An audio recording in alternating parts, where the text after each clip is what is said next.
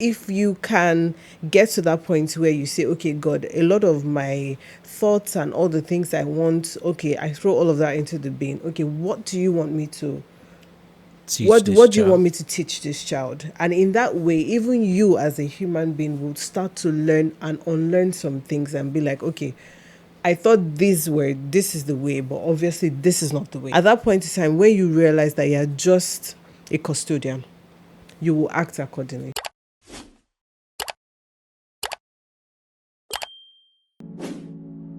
Hi guys, welcome. My name is Isaac, and this is our first ever video edition of Learn. And we felt like inserts crowd noise, and I just felt like, of course, we've had like three other successful, and successive pretty much Learn events, and they've been interesting. But this conversation wasn't one that I felt like we could do just a live session on, and because a lot of information is going to be lost, and I just felt like let's record this for, so that we can go back and rewatch, and because of the sensitivity of the information, and also because this is not going to be a one-off. So yeah, this is Learn 4.0. The topic is help the media versus our kids. I'm sure all of us have a young one or a younger one. Not all of us, especially me now that I'm the last born. But I have younger, like maybe cousins or nephews or any of those things. And being somebody that has worked in or with children, at least for a few years, as a Lego instructor, I got that opportunity to see just how children react or see how they engage with the world around them. And I have this occurrence in my mind that I can never get over. Is one of the times when I was um, teaching in class, and then suddenly, I'm not going to call the name of the show, but it just came on TV. I think it was a mistake. I think maybe the generator went off and then came on, and then TV automatically came back on, and then think of it like DSTV booting, and then the show just came on, and pam, the attention of the children moved from the Legos we're not even playing in that sense, but like what I was teaching them with Lego, and their attention just went straight to the TV. And in a split second, I lost the attention of about 12 to 15 children, and they were all glued to that television. And I was like, whoa, okay, this is powerful. Which said a lot of things, is that we've created, or people have created, something that can get the attention of children in such a way that you can shape their minds, you can make them do what you can, make them learn whatever it is that you're trying to pass across. And I think that's such a powerful thing, which is one of the reasons why we're having this conversation: the media versus our kids. And I'm not alone. I'm not alone. I have with me Toby Johnson Hello, I'm Toby Johnson. and Roti. Hi, Rotty Babs in the building. Yeah, so this is going to be an interesting conversation. So let's jump in. And we're having a conversation before this, and we said we wanted to come from the aspect of family first, Yeah. because charity begins at home. In the home, yes, it does. Why do you think media is such an important tool when it comes to family? Or what do you think the role of family is? I think the role of family in society first, and then how media has sort of helped or affected family. What do you think, Toby? Um, well, like you said, charity begins at home. Yeah. I guess what that means is the values that and any one of us as individuals kind of like learn and sort of take outside of our homes are first of all introduced to us in our homes, right? So whether the value be charity itself, Right. right, or whether the value be kindness, right, or talking, the way you talk, all of those Just kind of things. Really, behavior. it all really begins at home. So all the values that the child might learn would definitely start from the home. The parents have the great duty to imbue in that child most of the things, the foundational values that they will take into school and subsequently to work and to higher education, all of that, it really does start in the house. So the impact that then has on the society at large can't be overemphasized. And I mean that not to just say overemphasize as the big word that most people use these days, but actually just to say that we actually can't. I mean, like it's impossible to really say what the impact would be. So there are two things that usually we use to determine the behavior of any individual. Yeah. And by we, I don't mean me. I'm not a psychologist. I read a lot of psychology books. It's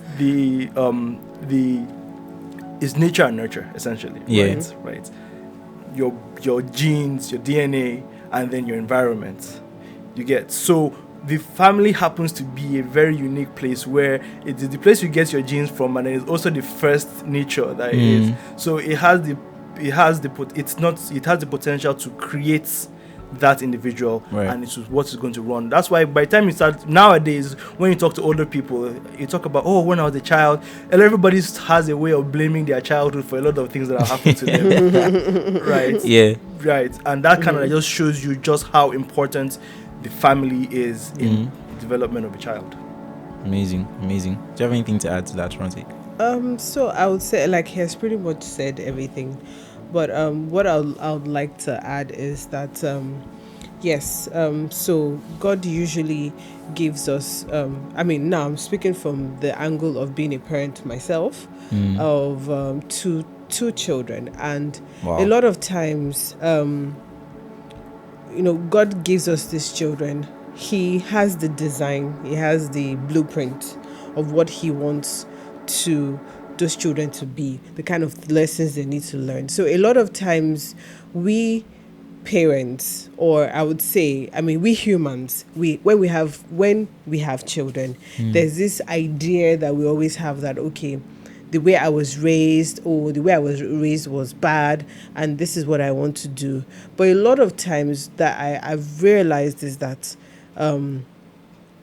we rarely go to God to ask God and say, okay, this child, I don't know who this child is. Because every time when you give birth to a child, it's a clean slate, and you are also a parent for the first time. It wasn't like you were a parent in your former life and then you came into this life and then you have all the information. So you still need to get that information from God. So a lot of times, even we as humans, we have like some erroneous behaviors, or there are things that are not exactly right, but we do them. And so if you can get to that point where you say, okay, God, a lot of my thoughts and all the things I want, okay, I throw all of that into the bin. Okay, what do you want me to what do you want me to teach this child? And in that way, even you as a human being will start to learn and unlearn some things and be like, okay, I thought this is the way, but obviously this is not the way. So a lot of times, if we can approach parenting from that angle, that, okay, God, yes, I did all the work. I did the work in carrying this child, but you did the work in creating this child. You obviously know where you want this child to be. And at some point in time in life, they would leave your house, move on to their lives and doing other things. So at that point in time, when you realize that you're just a custodian, you will act accordingly. So I feel like that's why it seems like we are recycling a lot of things that have happened in the past, and they are still happening now, or maybe are happening in a different version and all of that stuff. So it's a lot more of what we feel like it should be there that seems to be out there. But if we approach it from what does God really want us? And if you do that, I do that, you do that, and then we have communities, everybody's doing that, you see that the world will become a better place, because now we'll be raising children who are not just better humans, but working in love, working in their kind, and then also obviously it's not like, okay, because we'll just be like sheeps running around doing, oh yeah, we're just so beautiful, we don't like to. Obviously there'll be the bad eggs, but we will be better equipped to handle those situations. So yeah. Wow. I think Toby said something about people blaming things on childhood. Yes. Whenever they sort of show up or surface in adulthood. I think that let's go. This is really quick. Let's go straight to behavior. Right now, let's go straight to behavior. You see, when children pick up habits, let's start from the bad habits now, Okay. and we'll enter into how media affects this, so that we're hitting the nail on the head too. Is now, as adults, you could pass by somebody and then you see that, oh, this person doesn't greet, or this person doesn't, know how to, or maybe tries to keep to themselves, but you don't understand that, or if you can trace back to what this person has watched over time, or who this person, and I think that one of the things that came to my heart recently was media is not necessarily technology. Yeah. Right. Media is sort of medium.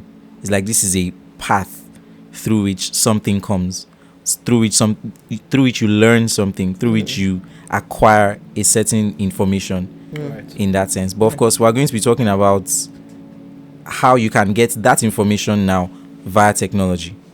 Right. So you can teach a child, and then we as parents, I just say we as parents. In the future. In the future. It takes a community, we're a community. It takes that. But then we as humans, or being a sibling, or being a son to a father, or being a brother to other people,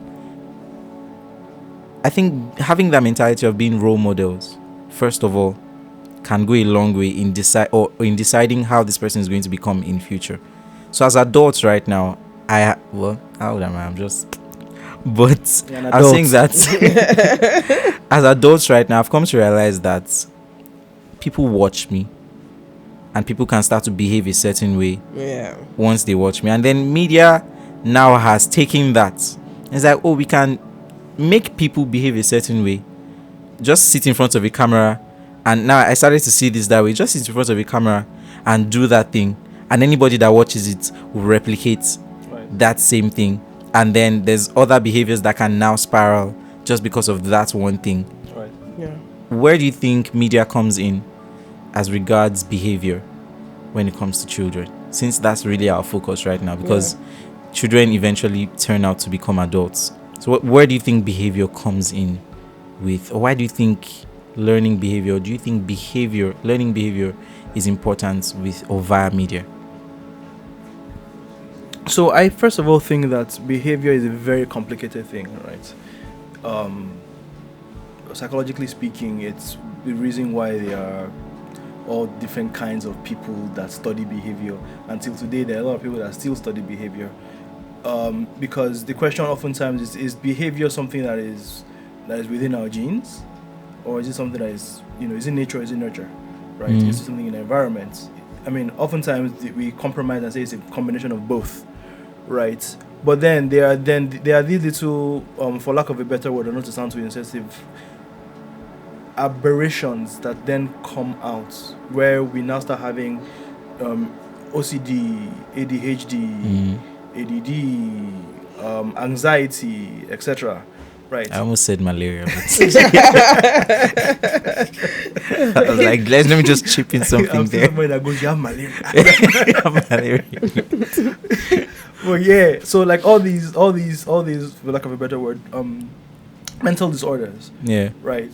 That in turn do affect our behavior. So do we say that is a function of the environment, or is that a function of our genes? Like, because some people say that they have depression running in their family, right? That like, so it's like, we are predisposed to depression. So it's not our fault, really. That kind of thing. So I mean I say all of that to basically say that depression, behavior is a very complicated thing, right? Yeah. And now then to now kind of like tack on media, and it, like you had said earlier, media is not necessarily just technology, but it's a lot of things. I tend to think of media from the printing press, which is in itself a technology, but from like books, Yeah. right? I remember back in the day when we would, everybody was going gaga for Daniel Steele. Yeah. Right. Sidney Sheldon and the likes. Yeah, exactly. Right. And it's like, Guys, I'm not that old, so I can't really really. fine. I'll research later. But and I guess that was kind of like what formed a lot of people's ideas of romance, Yeah. right? And which in turn then had them behave in certain ways. That's why Valentine's Day was often a very chaotic point, because people have these very Danielle Steele Expectations. right? That kind of thing. So that is an example of how media can affect. And I went with books first of all to kind of like say that is the extent to which we have been impacted, so that older people don't go and say, well, you children on your social media these days, everybody has had those things, right? I think me millennials, right, I call my generation the Disney generation. Oh, days. Yeah. Right, because we grew up on Disney stuff. princesses, exactly, fairy tales, all those things. I think Happily ever afters. I'm solid in between Gen Z and millennials, so I'm good. I can relate now. So and clearly that has impacted everybody's ideas of love, Yeah. everybody's ideas Yeah. of what a family should look like. Yeah. Right now, if you ask a typical person describe a family: father, mother, son, daughter, 4. Right. And you don't recognize that is something that was invented by a marketing department when they were trying to sell cars. Right. So to just take positions in the car, Yeah, because it looks good on camera. and there's space. Exactly. And that again is another example of how media has affected our behavior, and that is a long term That's a Yeah. long term. behavior. Yeah. Right. But again, it's complicated. Right, it's still complicated, because then we ask ourselves, are we predisposed to these kinds of behaviors because of how we were brought up? Yeah. Or are we predisposed to them because of something in our genes? And I know that there are a lot of studies that look into serial killers, for example. Right. I asked the question, where did you get this thing? Your father and your mother, they are, They are normal. but you're, Sir. where from? Right. Yeah. Some people say that they had some negative behaviors, some negative experiences when they were younger, right? Right. But that's not the case across board. Right. It's not always the case, where some people grew up in very wonderful families, very loving mothers, But still but it turn turned out out- that because of the loving mother, that's the reason why the person went Right. a little awry, Uh, for lack of a better word. I guess I'm just trying to like paint a very broad picture to Yeah. say that it is pretty complicated, mm. but it also is, but clearly there is impact that media has given. I think I've spoken. But I think I have a different question. Instead of answering this same one, Okay. yeah, parents, what should we be looking out for right now as regards child development? Okay, so What should we be careful about? So I won't say, because like we're all from different backgrounds, and we're different, obviously different. Boys and girls, there are different things, but I would say from my a bit of my upbringing and a bit of what I feel like it should be the way. Well, no, I won't say the way. They will not be like, this is the way. is it No, one I'm of just the saying ways? that these are like some of the things to look out for. Developmentally, now the children that are given, like we call them now, AI generation, Oh my because they are the kind of things they start doing even from like 2 months. You start to months. wonder, like, okay, Where are you from? Everything is so quick these days. At 2 months, some of them are already wanting to sit, and their bone structure is not ready for them to sit down. So now it shows that even we as parents, we have to be ahead of the game. When I say ahead of the game, I don't mean there's a game per se, but you have to be ahead of them, because it's not like during our generation, like we millennials, our generation, we were a bit more relaxed. Shout out Our to parents Gen Zs. were more relaxed, because I would say maybe because we didn't have so much out there, like we just had very Alternatives. limited. Yes, Yeah. I mean TV used to come Used on to at end. 4 Exactly. p.m. During the day, all we used to do was just play catcher, play police and Exactly. thief, Sweet. all of those things. It's completely different now. So there are so many things, and because of then when we were growing up, we had a lot of community. So if you had neighbors, everybody used to play together. But these days, we now have everybody staying you are staying by yourself, your Right. family, because of, I mean, the dangers there's so many dangers out there right now. Not to get into all of that. So what I would say is, first things first, let your child guide you, because yes, there are a lot of things you see out there. Take those things you see out there not as the truth, but just as information, It's a guide. as a guide. You look at your child. What is this child doing? How is this child responding to meals? How does this child respond to when you speak to them? How does this child respond to things in the environment? I have 2 daughters, and when I look back at my second daughter is 8 months, and I look at when I had my first, the difference is very clear. Very, very clear. Not like, oh, okay, you from the same father and mother, but the difference is completely clear. Like, you can see that this one has a mind of her own. The first is a bit more sensitive. The second is she doesn't send you like That's actually how my nieces are. like excuse me. Once you Yeah, fed her, I'm not she's doing what good. you're saying. She'll play, she'll play with you, give you adorable smiles and all that. But if you come to carry her, she doesn't want you to touch her, she will touch you and be like, guy, move front, shift. No. I mean, I'm telling you. And the first day she did this, I was like, Where'd you get this from? They're like almost like, sorry, ma. I'm very sorry. In fact, like, I'm very sorry. So the thing is, because you know that children are very different, human beings are different, even if they come from the same family. I mean, your siblings, you guys are completely different people. Even twins are different. Right. So I you can need to testify. look at what is that child, how does this child respond to certain things you do, certain things you say. So for my daughter and I, if my first daughter, if I was to tell her, I'm not going to play with you, or I try not to give her attention because I'm probably talking to someone, Right. she will hound me until I answer. But I envisage that the younger one is probably just going to be like, Enjoy. You do. moving you. on. So what's there to do? So I'm already seeing that difference. So so it's not the one size fits all. So you, whatever you see, and like I said in the beginning, that God has the manual, so you must always go back, because we are Christians, and and we believe in God, and we believe that we all have a purpose on this earth, and whatever it is that you're going to instill in them right now is what they need for when they grow up. Because like the scripture always says, train a child in the way it will Yeah. go. When they When they're- grow, they will they will not. not depart from it.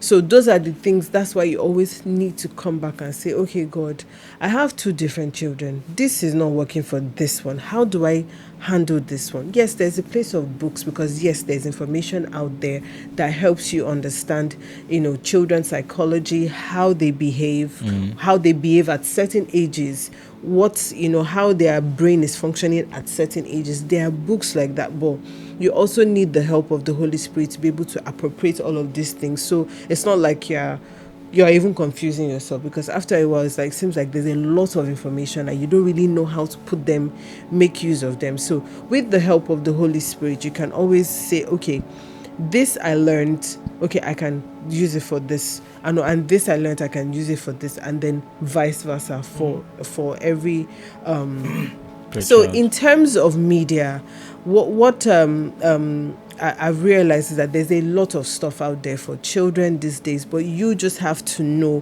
what exactly is, because core values also comes into play Right. as well. In as much as we say yes, but your core values also determines, okay, I want my children to be honest, kind in their dealings. You also have to mirror that. Yeah. Right. Now, and then whatever it is that you show them has to mirror your core values. If your core values are, honesty, kindness. So you have to look for things that are tailored around me. So a lot of people are saying, oh no, don't screen time, all of those things. I, for one, I love to watch TV, and I love to watch because I believe that there are things you can learn from Yeah. watching media. Good So things you can I'm learn. not going to say that, okay, cut it out completely, but, find the things that, that will be balance it out. When my first was younger, we used to watch everything because then I was just learning. Yeah. But during the process, and stumble upon information on social media from time to time, I realized that, okay, now you have to, as a parent, you have to be intentional about what you show your kids, because as it is, it's what they see. The part of in the scripture, I'm trying to remember who it was now. What's his name now? That scribbled some things on piece of wood, so that the sheep, when they mated, they would see, and it was exactly Jacob. was what they saw. So you can imagine that if a child keeps looking at this is the part where they say, okay, is what they are seeing is what they become. Yeah. So a lot of times I try as much as possible that whatever it is must be educational. Right. Educational, like these days, is mostly stuff talking about letting her, that's the older one now, to let her understand what her emotions, all the emotions that are available, so she can know which one is, okay, this is anger, this is happiness, this is laughter, all those things. Yeah.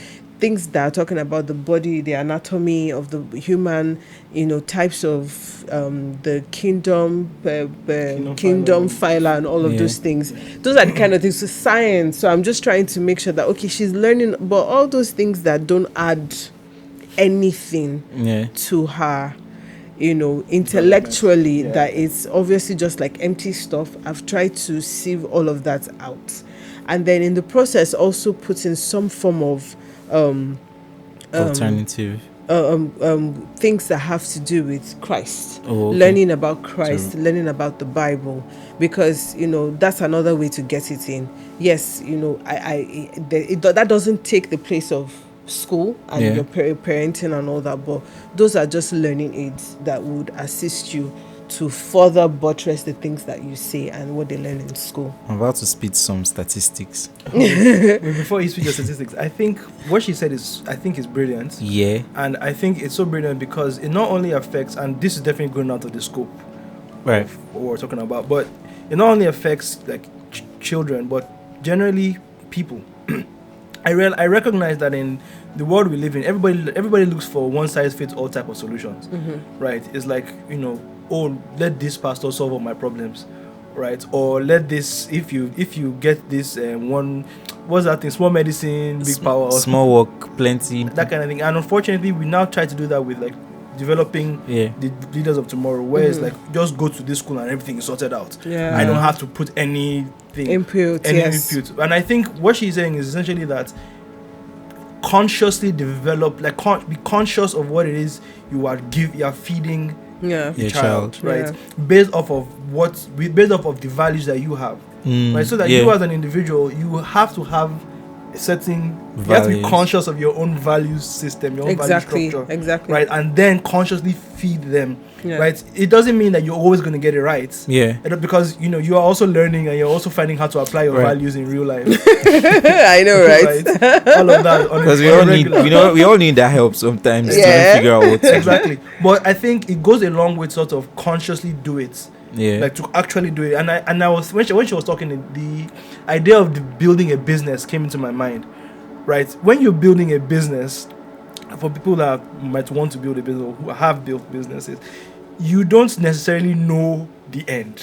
Right. Right? Like you have a desire, which comes in the same thing with you know how you want your child to be. Yeah. But you have a desire of, oh, these are the values that I want us to be able to display to the world. To the This is world. what I want us to have accomplished at this thing. It's conscious. Yeah. So in so doing, you now say, okay, to get to this point, we need to do this. We need to get this client. We need to get that client. We need to make sure that we're doing this. We need to, build capacity here, build capacity there, systems. all of that kind of thing. And you because you can't just go and be running on vibes to build a business. And you can't run on vibes to do anything actually. Exactly. In this case, can't run on vibes in raising a child. Exactly. No. Because I think just to coin what you guys have just said now is, based off of your core values, determine what you expose that child to based off of your core values. So whatever it is that they are watching, and because at that age they don't have the ability to necessarily filter right from wrong,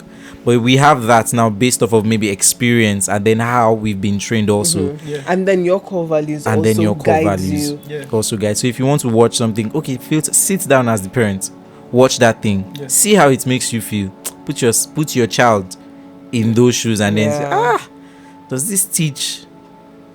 So if you see that one of the characters, let's assume a cartoon, well, one of the characters is disobedient, and then mom says, oh, do this, and then it's like, no, mommy, I don't I didn't want to do my baby voice, but here we are. It's like, no, mommy, I'm not going to I don't want to have to see this from my child, so I'm not going to show them something that. But I think it's really, really beautiful. We've gone really deep. I was going to speed some statistics, and it says, and this question is going to go to you eventually, Toby. Children aged 8 to 12 years old spend an average of 4 hours and 44 minutes a day using screens for recreational purposes. I was playing Suwe.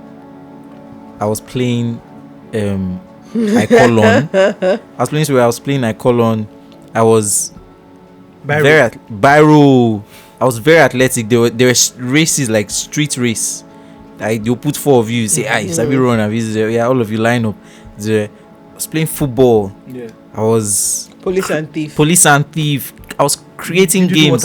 Water gun. Do you get? So in my mind, I'm like, have these things watered down the creativity of children? Is that I have sat down at home and because I was bored, I and my siblings, I think our punishment that day was we were locked in the house. So we stayed indoors. Like, because I think I probably had an injury from playing too much outside. And of course, there's a scar to attest to that. But we stayed indoors. The rule was don't go outside. And in that room right there, my siblings and I created games that we were going to play on the spot. Has this affected creativity? Has this access now to just where do we get it wrong?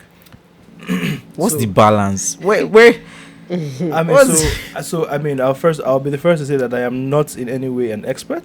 right. Of course. So, but I mean, I would say that because the statistic you just quoted, I think I read in an article, like the paper that was published with that, and they had caveated their statement by saying screens and television, I think it was specific television and the other time, and it's not bad. Because there's a lot of good that comes out of it, a lot of learning opportunities that come out of it that have been able to be developed for children's growth and etc., all of those kind of things, right? So I'm always sort of a little cautious to immediately say, oh, it's bad and like we've got it wrong, right?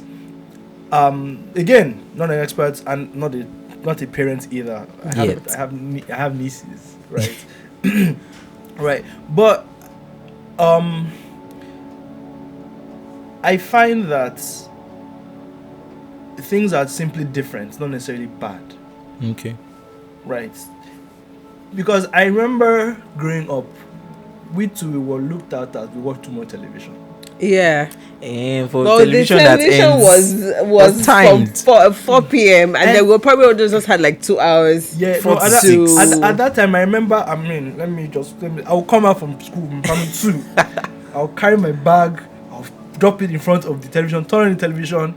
Right. I think we had some kind of cable at the time. Yes. Yeah. Right. So that cable was sort of like was very restricted. There was always something on at that. So I'll put it on, and I'll start removing my school uniform in front of the television.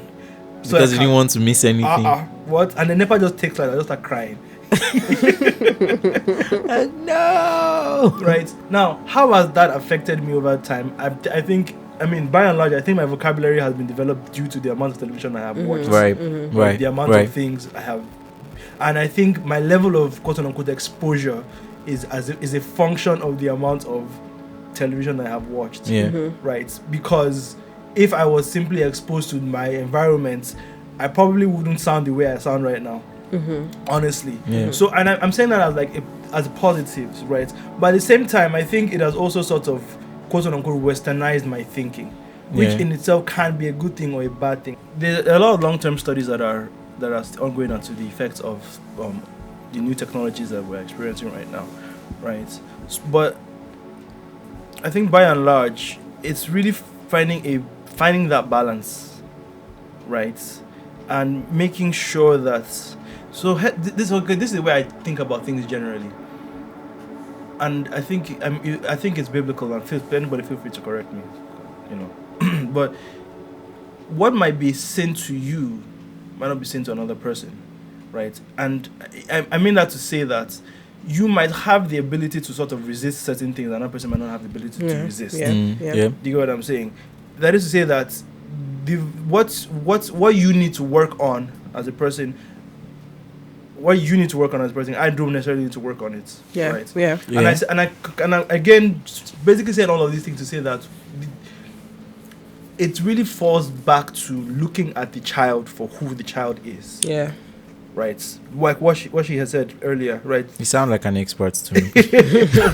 I honestly think, and I said this having been, watch a lot of people, talk to a lot of people. I tend to do a little bit of counseling here and there, right? And I really like to read about behavior and I do all of that. So I think we really need to figure out that, okay, this television thing is affecting this child, Yeah. right? We need to find a way to not have it affect this child, right?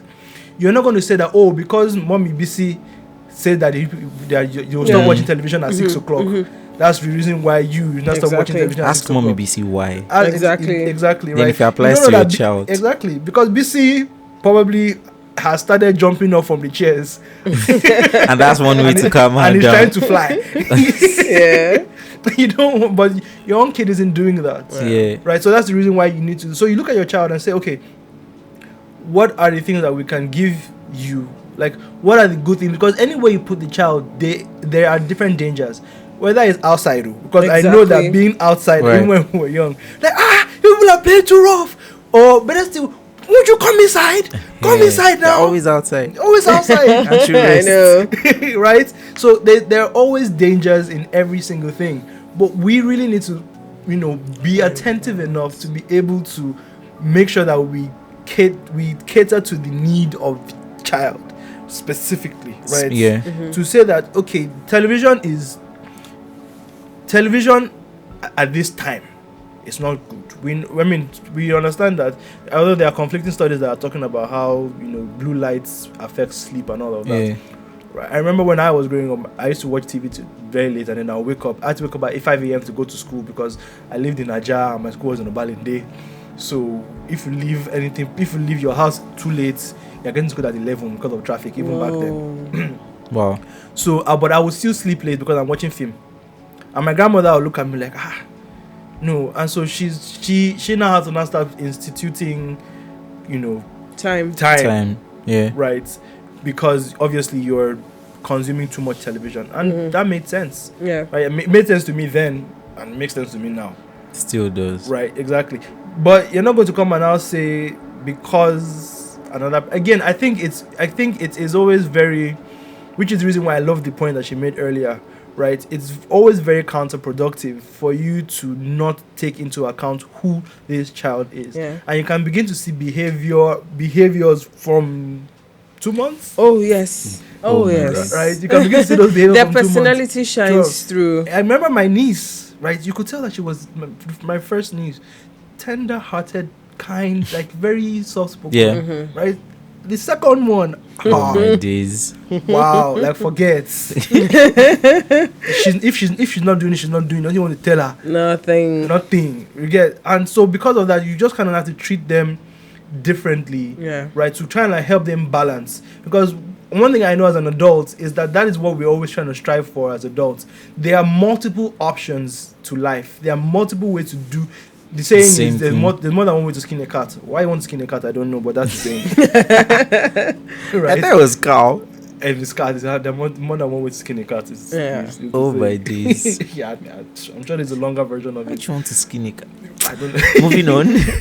But that is the fact, right? Everything. How does Paulo Paul put it? Everything is good, but not everything is permissible, right? Yeah. Like you need to figure out what works for you, what works for the child, right? And then give it to them. So if it's that they need to stay inside the house a little more because they go outside too much, bring them inside the car and take this iPad and sit down. And because you know, trust me, you do need those moments. Yeah, exactly. I can speak from experience as a mother. Sometimes you need those iPad phone moments.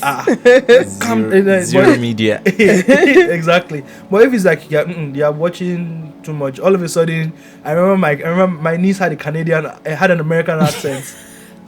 Oh no, sorry, British accent. Oh yeah. Oh my She had a god. British I accent. can't believe it. This is the child that lives in Yaba. She had a British accent. I'm like, hey, mommy. I'm like, oh wow. Oh my god. Oh my goodness. You get Yeah. So again, there's really that type of thing, and I think we really can't overemphasize how we need to look at the child for who the child is, and tailor the environment that we are curating to their own needs, their own special needs, right? The child doesn't necessarily have to be a quote unquote special needs child before you begin to give them special attention. Exactly. Yeah. To answer the question a little bit more, so you know how, so no offense to anybody, but I just feel like my generation of parents, it always comes across like we're sort of overcompensating because maybe for the certain things we grew up with, and maybe say, okay, during when we were growing up, we didn't have TV 24/7. You know, we didn't have smartphones, or even when we started having smartphones, it was like a luxury thing, you know. So I feel like maybe it almost feels like maybe we're overcompensating for certain things we didn't have when we were growing up. And that's not to say that we grew up entirely in a bad era, you know, because there are certain things that our parents put in us when we were growing up that has helped us and has shaped us to be who we are today. So we can't entirely throw that away. That's okay, yes, that was their time, and the challenges then were not challenges of now. Right. So that's not to say that, okay, we shouldn't evolve with the time. Yes, we should evolve, but you know, there are still some things that we learned from our time that it's still the same thing. Discipline is discipline. Whether you know your punctuality is the same. Honesty. You know, honesty is the same. Early to bed. You know, early to bed, early to rise. And you know, when they used to say this thing, early to bed, early to rise, I thought. But I realized when you decide to rise. I realized that it really does. So they're like fundamental things that we parents now and then going, you know, the future parents. Right. There are things that we need to look at. I mean, apart from looking at, you know, who the child is and all that. But let's not delegate our parenting. Right. You can delegate cleaning the house. You can delegate, you know, washing or driving or cooking and all of those things. But you see that parenting thing, it is you and, you know, the couple, the husband and the wife. It is a combined effort in the sense that there are certain things that I will do, and for example, because I'm a parent, so it's easy, I see this thing firsthand. There are some things that I would say to my daughter and she just, and then her dad says this, he doesn't even have to say too much. He just says it once. Just looks go at to her your like, room. Calmly, not shouting, not raising his voice or anything. And she just stands up and she goes. I'm like, was my own mouth smelling? What do you mean? I said, what's going on here? Why? So and I've come to terms with this. I'm not trying to play the role of a father, Yes. because I believe that God puts husband and wife there for a reason. It's not one person having a child. You will understand when you are in that position that there are certain things that a role that a father plays, and then the role that the mother plays. Right. I'm the stricter one in the house between my husband, and I am the stricter one. So there are certain things that I will put my feet on, as in I'll put it down and be like, Auntie, no way. I'm the adult in this house. You must listen to me. That kind of stuff. I mean, I don't say it like that, but I try That's to. the vibe. That's the vibe. That's So I try to give her the opportunity to, express herself, to say, Yeah. oh, this is what I wanted to do. And I'll be like, okay, you know what?